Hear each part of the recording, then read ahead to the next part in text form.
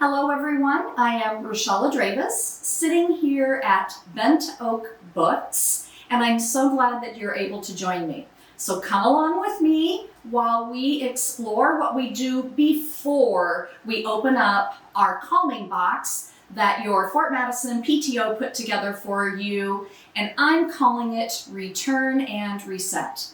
But before we talk about any of these things, I first want to talk about what you do before the behaviors, because before any of this is the most important, and that is talking to our students about their brain and understanding the brain.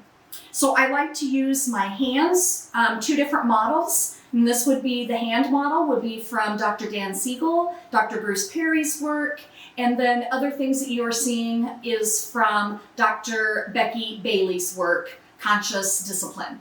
And so first it would be the hand model. So you'll use the hand, you'll refer to this wrist area, you'll tuck in the thumb and you'll bring the fingers down. So here's the model of the brain. Another model that I like to use is I like to have the kids cup their hands and then they follow along with me. I usually use this with the younger ones. And so we put our hands above our ears, and this is one of our systems. We put our hands right here above our eyebrows, and then we go ahead, tuck in our thumb and make that fist again, and then we go to the back of the small of our neck, right below your skull.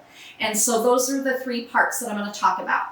I'm going to start with the survival, because the survival brain is the part of the brain that is primitive. It was the part that was developed first. And it works from the inside, the bottom up, and the inside out. So that's really important to know just as educators and understanding it ourselves.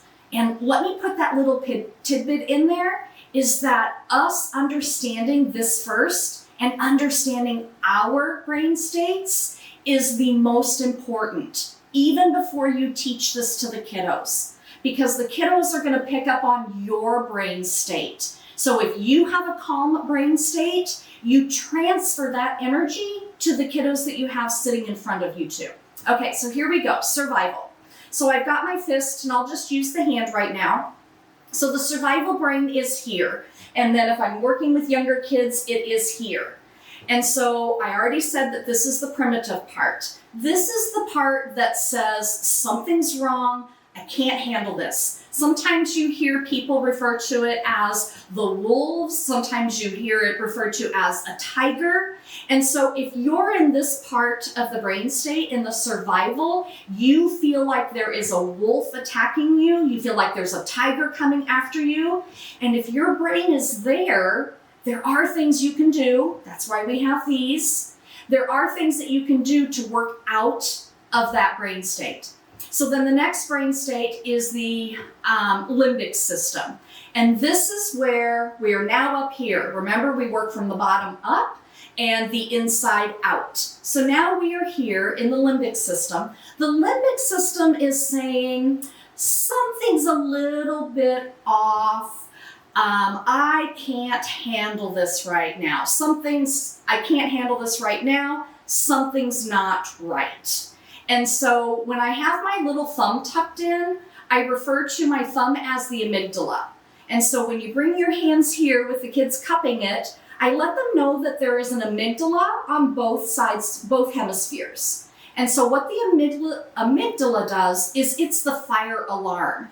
It's what tells the survival part, the limbic part of your brain, that yes, you're under attack. There's wolves, there's tigers.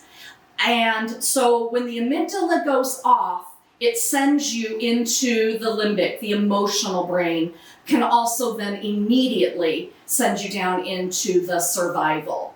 And so then I'm going to work my way back up, bottom up, and inside out.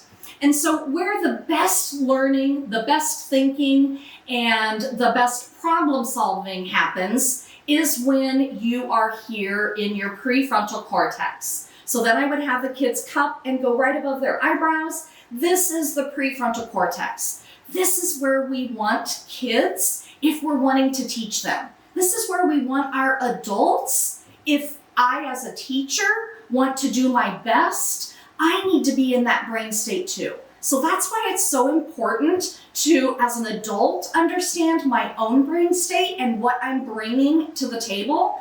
My favorite quote, do I have enough space in my nervous system to hold you and I in this moment?